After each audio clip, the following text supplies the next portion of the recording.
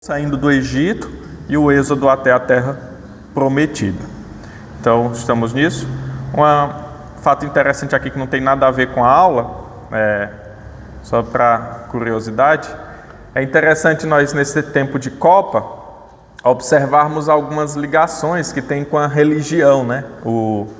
Algumas coisas. Ontem eu estava assistindo o jogo da Alemanha, e se você depois colocar hino da Alemanha, o atual, né? Porque tem um que é proibido, que é da Segunda Guerra, você bota hino da Alemanha atual lá no YouTube, e aí tenta identificar qual melodia de um hino nosso, do nosso hinário tem um hino que tem a mesma melodia da Alemanha, do hino da Inglaterra, e isso é interessante, assim, eles pegaram a melodia e colocaram no mesmo hino, e fica tocando o hino da Alemanha. Quando a Alemanha for jogar, escute, você vai logo cantar o hino, assim. E outro fato interessante também, quando você estiver vendo o jogo, é da Irlanda.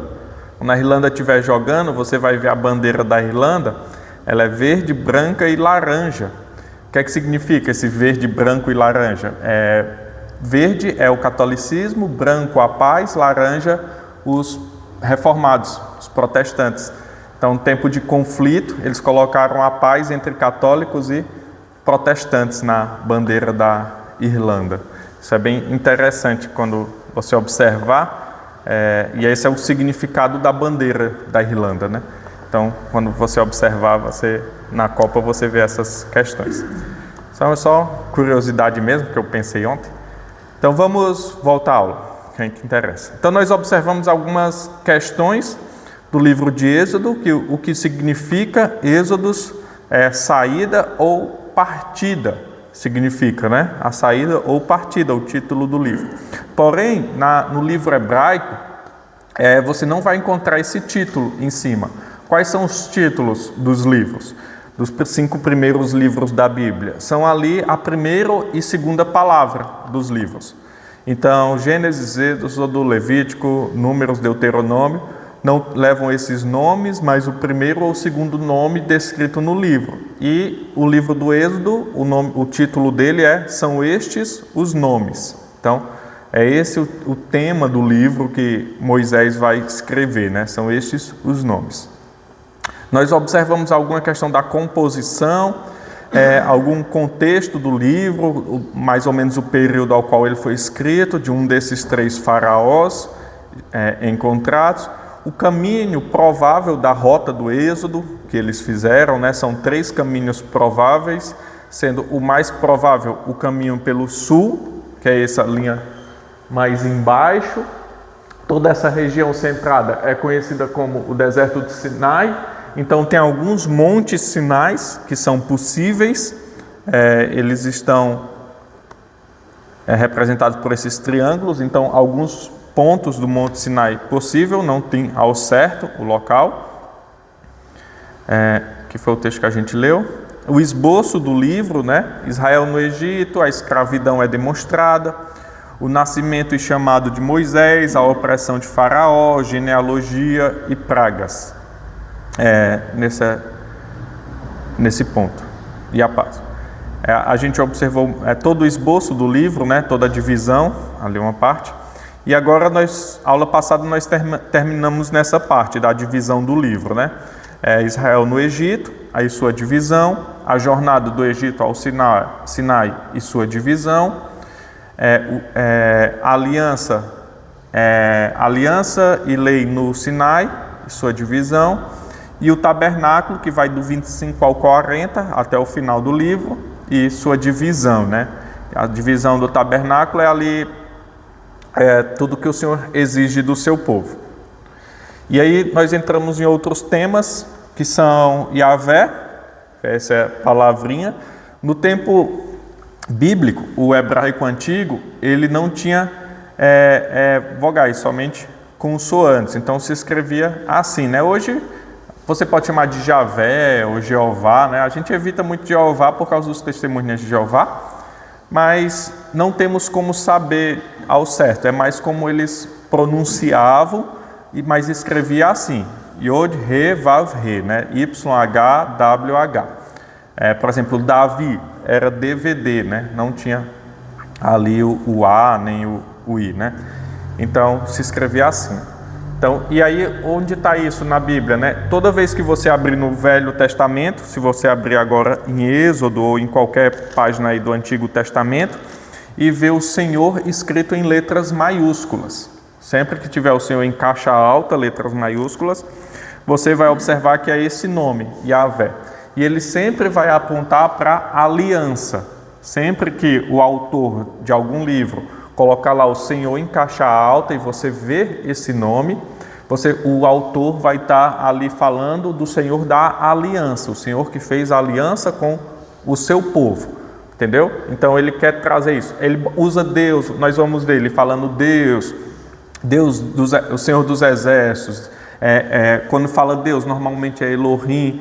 E aí quando ele traz esse nome, é o mesmo Deus, só que ele está querendo trazer a imagem daquele Deus da aliança, o Deus que fez uma aliança com o seu povo. Então ele tem uma intenção em colocar o Senhor assim. Nós vamos já observar isso mais certo. Outro tema importante em Êxodo são as 10 pragas, a Páscoa, os 10 mandamentos e a presença de Deus. Nós iremos observar a partir de hoje essas questões. Em primeiro, Yahvé, o Senhor, né? É assim que se escreve. Então, Yahvé ou Javé, se você for ler algum livro de teologia, normalmente vai se encontrar Javé, né? Mas é Yahvé. Quando a gente canta aquela música, como é?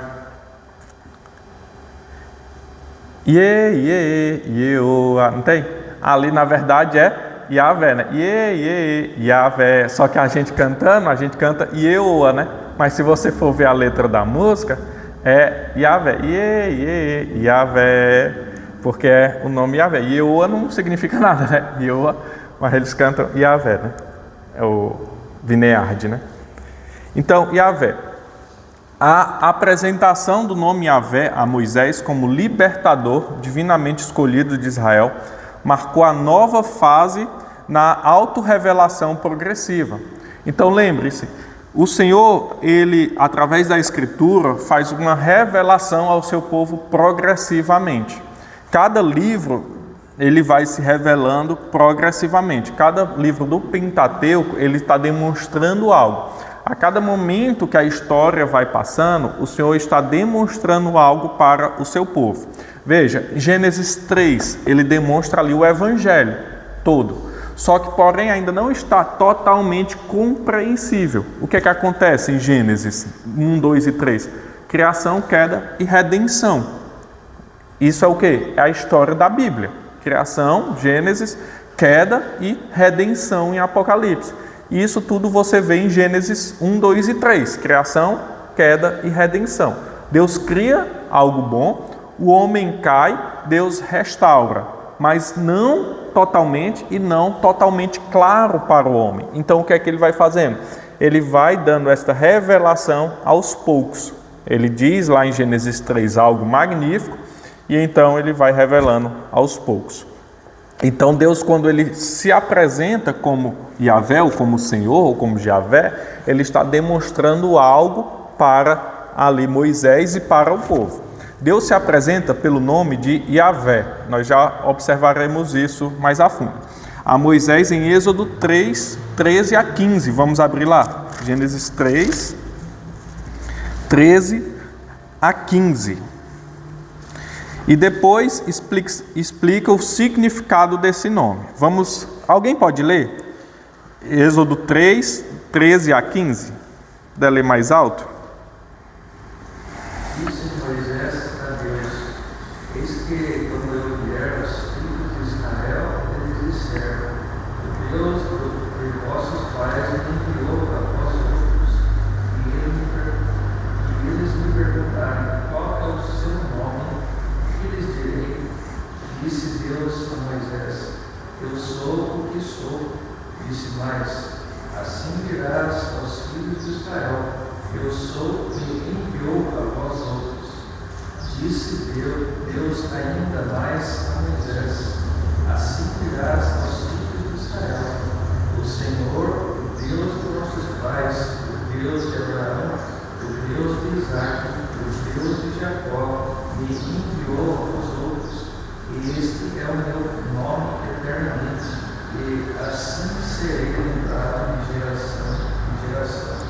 Aqui o Senhor se apresenta, né? Quando me perguntarem quem foi que me enviou, quem eu direi que me enviou? Ele diz, o eu sou. Então, essa Yod-He-Vav-He é a abreviação de eu sou. Seria ali o nome de Deus, né? Como alguns vão falar. E aí depois ele dá o significado disso tudo, lá em Êxodo 6, 2 e 3.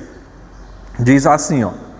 Disse o Senhor a Moisés, agora verás o que hei de fazer a Faraó, pois por mão poderosa os deixará ir, e por mão poderosa os lançará fora de sua terra.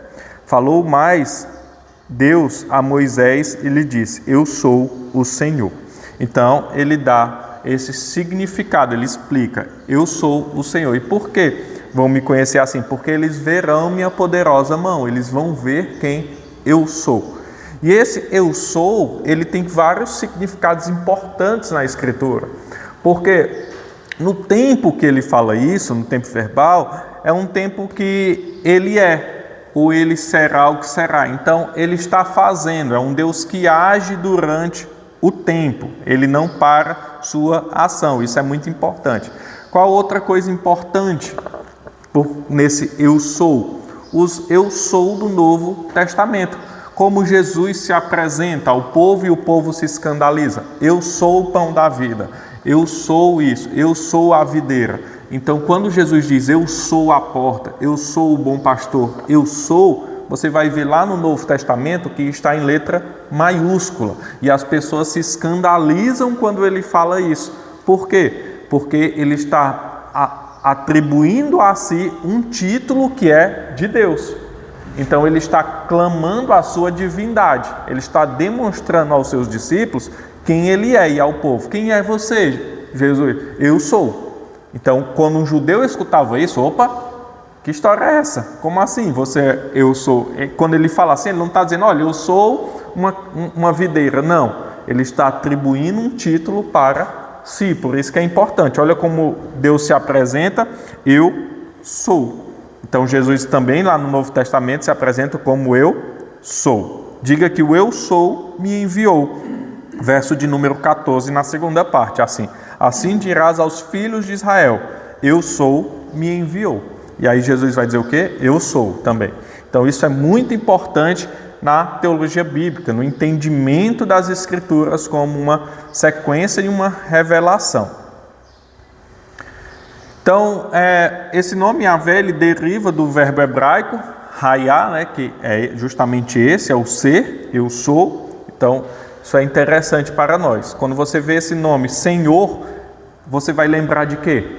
Dessa promessa que ele deu. Sempre que você está lendo lá as Escrituras, está lendo lá a Bíblia e vê no Antigo Testamento, vê um Senhor em caixa alta, vê um Senhor em letras maiúsculas, você vai lembrar desse texto de Gênesis 3.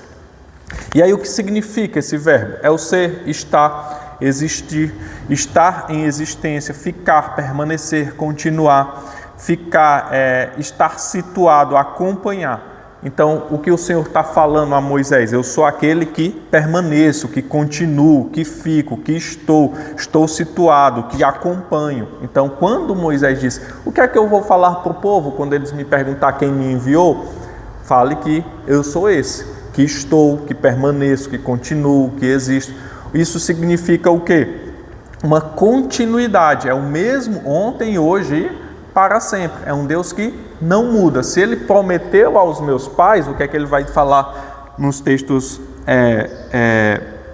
no texto seguinte, do verso 15? Disse Deus ainda mais a Moisés, assim dirá aos filhos de Israel, o Senhor, veja que aqui já aparece o Senhor, né? Que é qual é a palavra? Yahvé, né? Yod-He-Vav-He. O Deus de vossos pais. Então o que é que ele está mostrando? Eu sou o mesmo. Eu sou o mesmo. E o que é que essa palavra significa? O que permanece, que continua, que fica, o que está. Então, eu sou o mesmo. Cadê? O Deus de vossos pais. O Deus de Abraão, de Isaac e de Jacó. Quando aparece isso, Deus de Abraão, de Isaac e de Jacó, o que é que está dizendo? Que é o mesmo, não mudou. Se ele prometeu lá atrás, se ele cuidou lá atrás, ele também cuida hoje. E com quem é que ele está falando? Com um povo que está sendo escravo no Egito.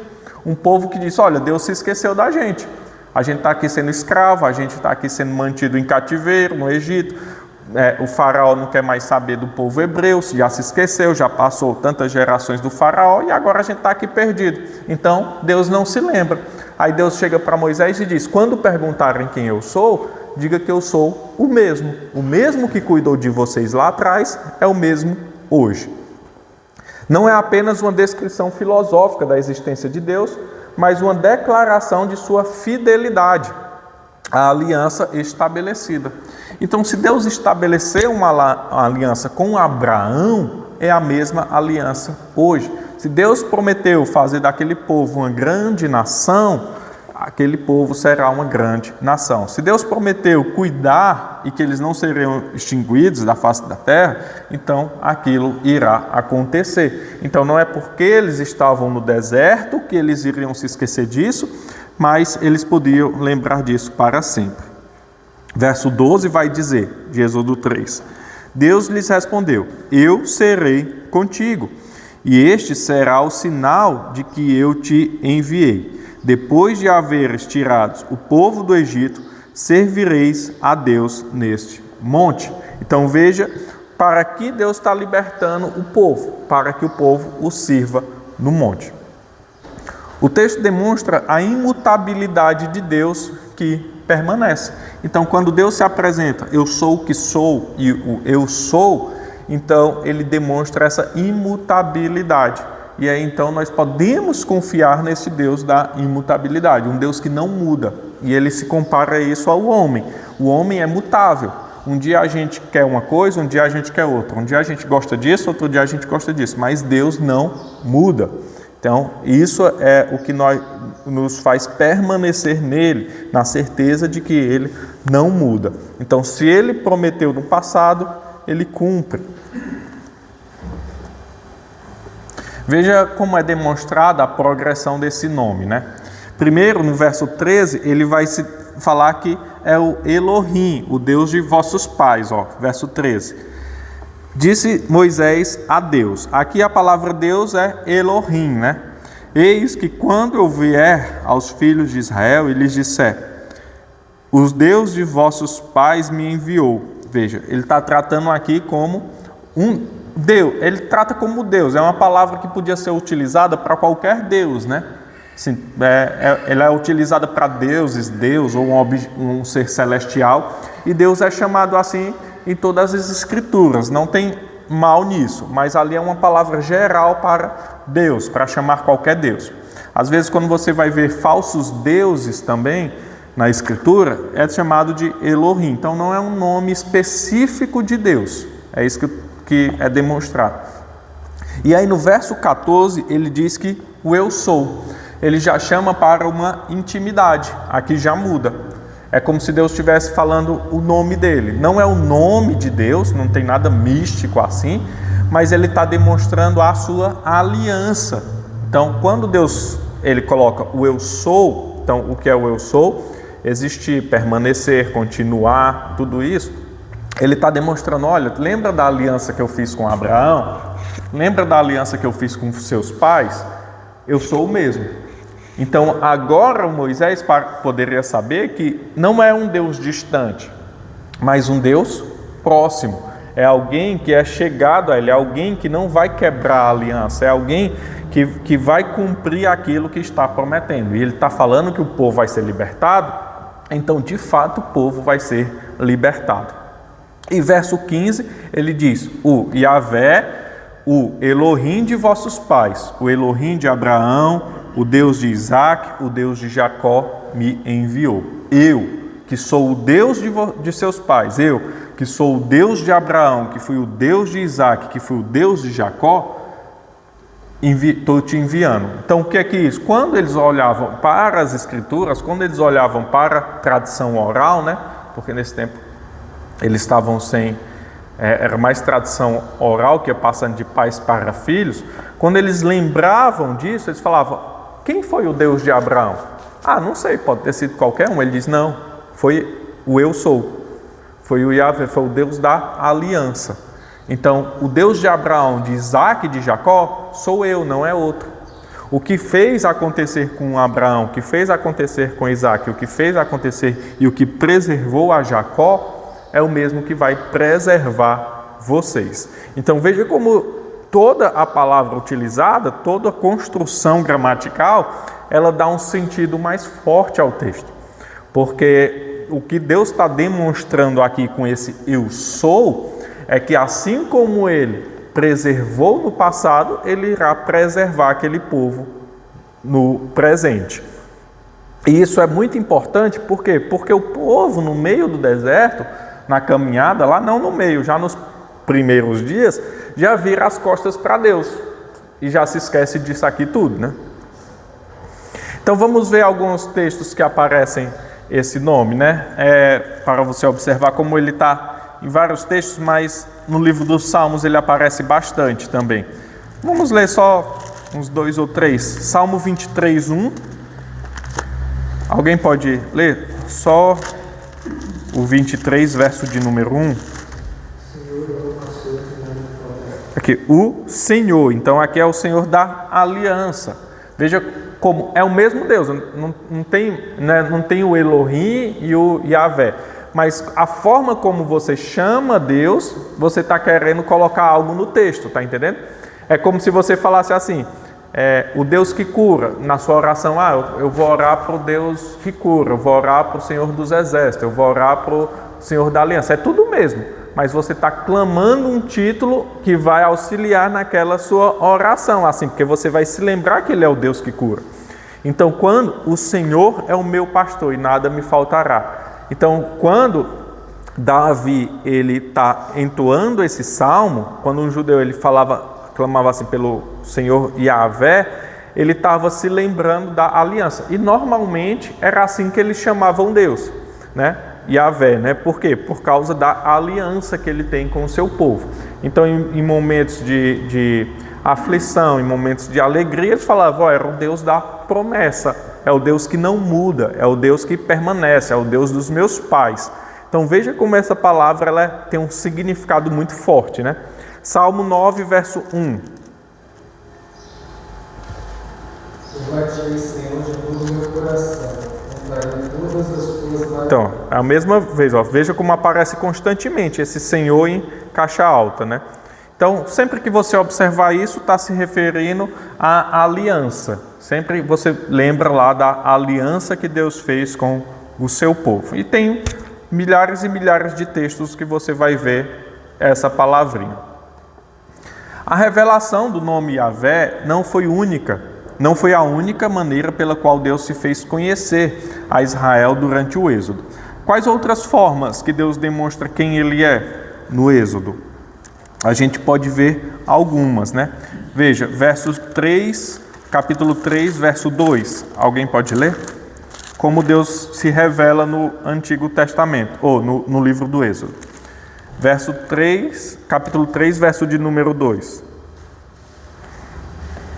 Vou ler. Apareceu-lhe o anjo do Senhor, numa chama de fogo, no meio de uma sarça. O que é interessante? Letras maiúsculas. Você vê aí na sua Bíblia, o anjo do Senhor vai estar em letra maiúscula. Capítulo 14, verso 19 também.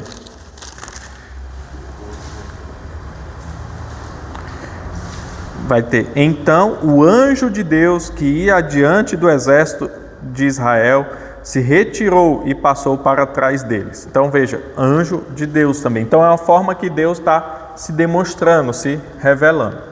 Outros agentes angelicais é demonstrado, capítulo 23, verso 20. Vamos abrir lá. Capítulo 23, verso 20. Eis que eu envio um anjo diante de ti. Então, aqui outro ser, a forma o qual Deus se revela. Ele também se revela através, não vamos abrir todos para a gente dar continuidade, através de milagres, no capítulo 8, e ali nas pragas, né, também. Fogo, fumaça, trovão, relâmpagos no Sinai, visão em sonho, voz e comunicação direta, nuvem de glória, nuvem de orientação e a coluna de fogo, face a face com Moisés. Vamos ver, isso é muito interessante. É Êxodo 33, 11. Primeiro vamos abrir o 20 e 23.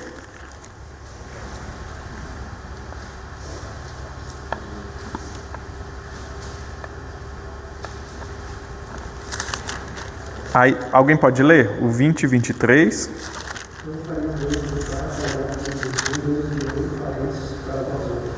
Aí o 33, 11.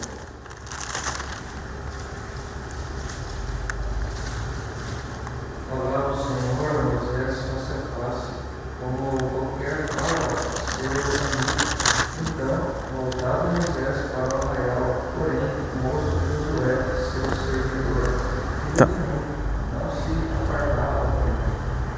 Então, o texto vai demonstrar face a face. Então, alguns vão pensar assim, Moisés viu Deus, né? Só que Deus, ele é espírito. Isso é interessante. Em quem nós vemos Deus, né? A gente vê Deus em Cristo. Lá em João 1:18, pode abrir lá. João 1:18 e ler.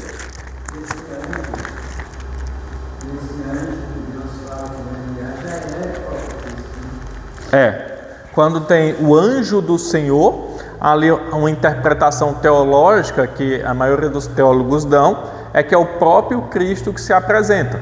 Então, quando há o anjo do Senhor em letras maiúsculas, isso você vai ver bastante no Antigo Testamento, é uma prefiguração de Cristo, é Cristo se apresentando. João 1:18.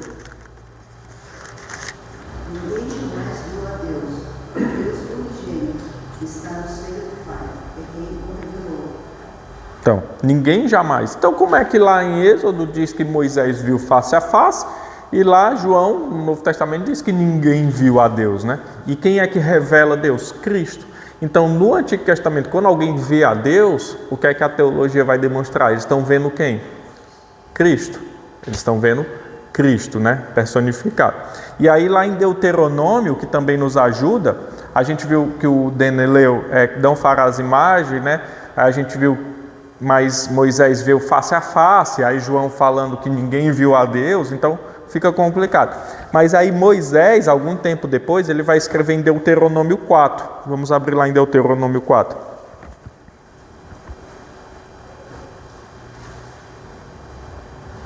Diz assim, a partir do 12. Então o Senhor vos falou do meio do fogo, a voz das palavras ouvistes, porém, além da voz, não vistes aparência nenhuma. Então, ninguém viu a aparência. Então, vos anunciou ele a sua aliança, que vos prescreveu os 10 mandamentos, e os escreveu em 2 tábuas de pedra. Também o Senhor me ordenou, ao mesmo tempo que vos ensinasse estatutos e juízos, para que os cumprisse na terra, a qual passais a possuir. Então, o que é o entendimento é a lei social que Deus vai dar para o povo saber conviver, né?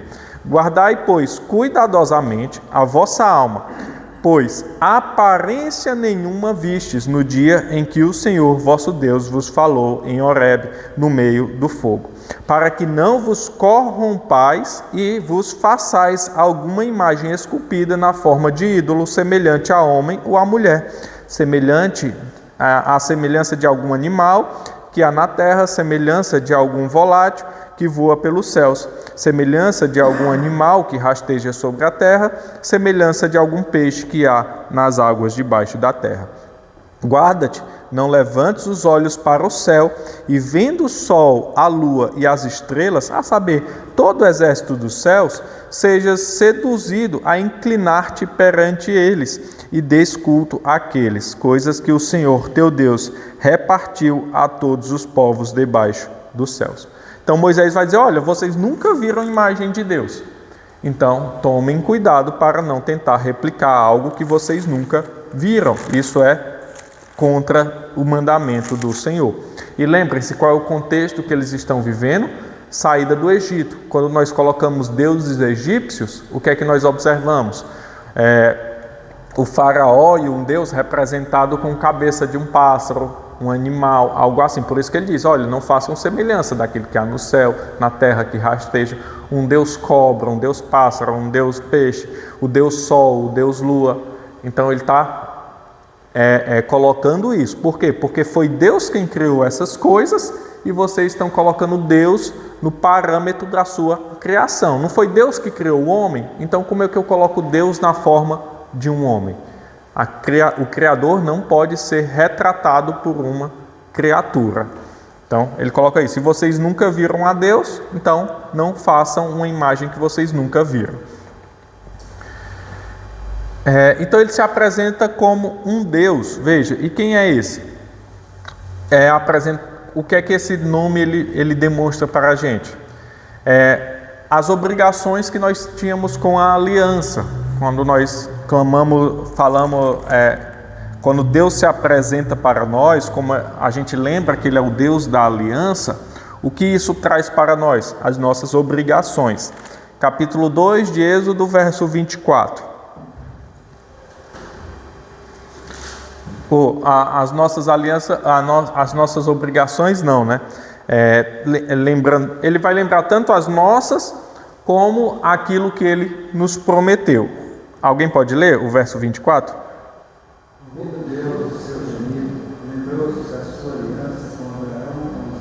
Então, Deus, Ele se lembra, né?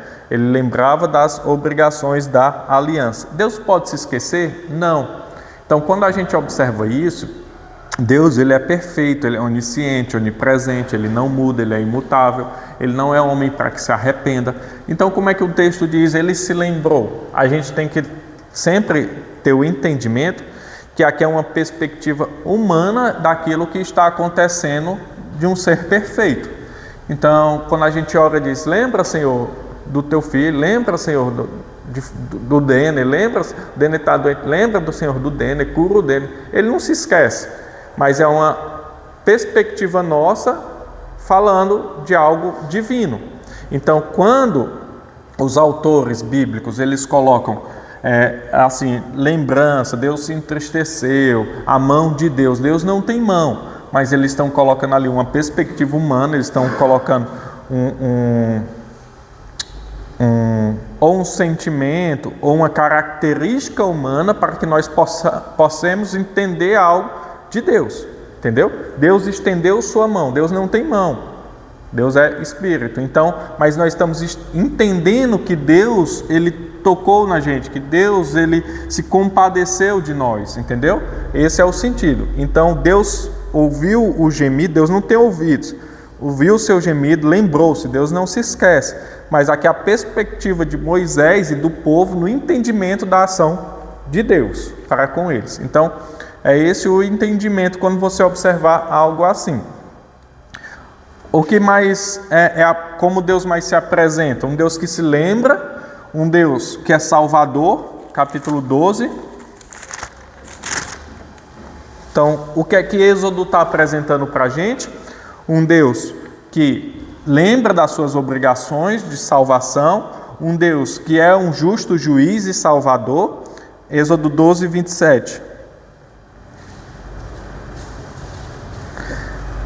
Alguém pode ler? É o sacrifício da Páscoa do Senhor, que passou por cima das casas dos filhos de Israel no Egito. Quando feriu os egípcios, ele livrou as nossas casas. Então o povo sempre brilhou e adorou. Aqui nós vamos observar nesse texto, é interessante, o que? Juízo de Deus e salvação. Deus está derramando o seu juízo sobre um povo e demonstrando salvação a outro povo. E o que é que isso leva o povo a fazer? A adorar. Isso é interessante para nós, porque também é a nossa história. No dia final, quando Cristo retornar, o que é que acontecerá? A mesma coisa.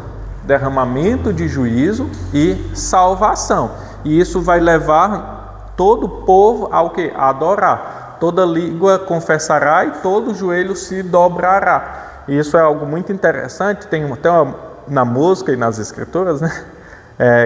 Que toda língua confessará ao Senhor e todo joelho se dobrará. Mas veja, todo joelho se dobrando não quer dizer salvação a todo mundo. Nós não somos universalistas, né? Universalista é que acredita que no final todo mundo vai ser salvo. Tem uns pagando aí até a chegada de Jesus, mas Deus é tão bom que Ele não vai condenar ninguém. Quando Ele voltar, Ele vai perdoar todo mundo e todo mundo vai ser salvo. Isso é universalismo, nós somos contra essa doutrina, né? É heresia, que a Bíblia não diz isso em nenhum momento. Mas então, por que toda língua confessará e todo joelho se dobrará? Então, toda língua confessará porque não vai ter mais ali o que não confessar. Você vai estar vendo Cristo voltando como rei, não mais como um servo sofredor, né? Agora ele é rei que vai reger as nações com cetro de ferro. Então ele vai voltar, vai acabar com tudo. Ele não vai vir mais como aquela imagem que nós temos em mente. E aí, então, todo mundo vai se ajoelhar e adorar. Só que uns vão adorar, confessar, quer dizer, alguns vão se ajoelhar e confessar para a sua condenação, e outros vão ajoelhar e confessar para a sua salvação. Naquele momento não tem mais escolha. A escolha é agora, de certa forma, né? O Espírito age em nós e nós, em resposta, agimos em fé, escolhendo o Senhor. Mas naquele momento não é mais escolha. Agora, se você está vendo um rei vindo, Jesus descendo, os mortos ressuscitando, todo ímpio vai se ajoelhar e observar e confessar que ele é Senhor. Só que agora, meu amigo, para perdição eterna. Entendeu? Então veja, no Êxodo também, ele demonstra o juízo e ele demonstra a salvação. O faraó e o povo egípcio vai libertar o povo, mas eles são salvos? Não. Eles obedecem a Deus, mas são condenados a juízo de Deus, né? E esse juízo vai levar a gente à adoração. Isso também é interessante. No dia final, quando a gente vê os ímpios pagando, todo aquele que não confessou o nome do Senhor, todo aquele que o Espírito não alcançou, o que é que a gente vai fazer? Adorar, né? Porque Ele nos salvou, mesmo sendo merecedores, né? Isso é algo interessante de se pensar e de observar nas Escrituras, né? Ele vai se ajoelhar sabendo que já está condenado. Sabendo que ele está condenado. E a própria boca dele E essa justiça nós chamamos na teologia de justiça retributiva, porque o Senhor chama, eles não obedecem, como nós vamos ver no faraó também.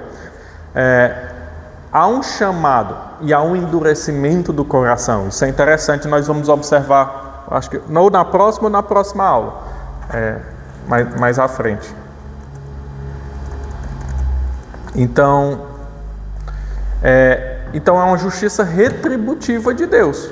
E Deus, Ele é tanto bom na condenação, como Ele é bom na salvação. Porque algumas vertentes teológicas vão dizer, não, como é que um Deus que condena eternamente pode ser bom?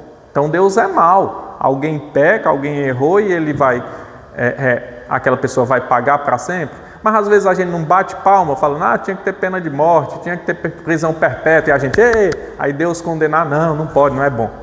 Então um juiz só é bom quando ele liberta, esse homem matou, estrupou, fez tudo, libertou, é um juiz bom. Quem é que vai bater palma para esse juiz? Entendeu? Então nós temos que lembrar que nós estamos tratando de um Deus santo e de um povo caído. Mas eu só roubei um bombom, uma bala do mercado. Isso para um Deus santo já é extremo. E fora isso, ainda há o pecado original, que nós carregamos, né, como nosso representante, que foi Adão. Então, assim, a gente sempre não tem que ver que nós não estamos sendo comparados um com o outro. Na hora da condenação, na hora do juízo, Deus não vai colocar eu e o Denner e falar, quem foi mais bonzinho? Foi o Denner, então você sai e o Denner fica. Não é. Nós vamos ser comparados com Cristo. Na balança vai estar você e Cristo. E aí, lembra daquele texto que nós lemos em Mateus? Sede perfeitos como é perfeito o vosso Pai. E aí quem é perfeito? Entendeu? Na verdade, quem não reconhece Cristo agora, ele vai se ajoelhar no julgamento e reconhecer. Vai reconhecer, mas já está condenado. É esse o pensamento. No final todos reconhecerão, mas alguns já condenados. Né? Então é muito interessante estudar isso assim, e você vê a bondade de Deus tanto na condenação como na salvação, porque isso para algumas pessoas é difícil ver que Deus, no seu justo julgamento, ele só seria bom se ele salvasse todo mundo, né? A gente vê a transcendência e a a imanência de Deus, né? Como ele é grande e como ele se faz próximo. Vamos abrir lá em Êxodo 19. Já estamos próximo de acabar. A gente acaba nesse e na próxima aula a gente vai para as 10 pragas. Êxodo 19, 10 a 15. Eu vou ler aqui. Disse também o Senhor a Moisés: vai ao povo e purifica-o hoje e amanhã. Lavem eles as suas vestes e estejam prontos para o terceiro dia, porque no terceiro dia o Senhor, à vista de todo o povo, descerá sobre o monte Sinai. Marcarás em redor limites ao povo, dizendo: guardai-vos de subir ao monte, nem toqueis seu limite, porque aquele que tocar o monte será morto. Mão nenhuma tocará neste, mas será apedrejado ou flechado. Quer seja animal, quer seja homem, não viverá.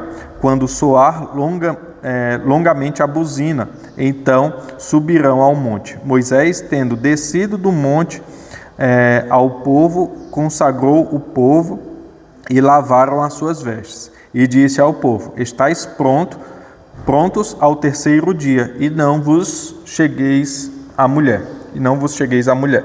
Aí agora o verso 25, capítulo 25, do 1 ao 9. Diz assim: disse o Senhor a Moisés: fala aos filhos de Israel que me tragam oferta de todo homem cujo coração mover para isso. Dele recebereis a minha oferta. Então é a oferta que dele recebereis: ouro, prata e bronze, estofa azul e púrpura, carmesim, linho fino e pelos de cabra, peles de carneiro, tintas de vermelho e peles finas e madeira e de acácia, azeite para a luz, especiarias para o óleo de unção e para o incenso aromático, pedra de ônix e pedras de engaste para a estola sacerdotal e para o peitoral.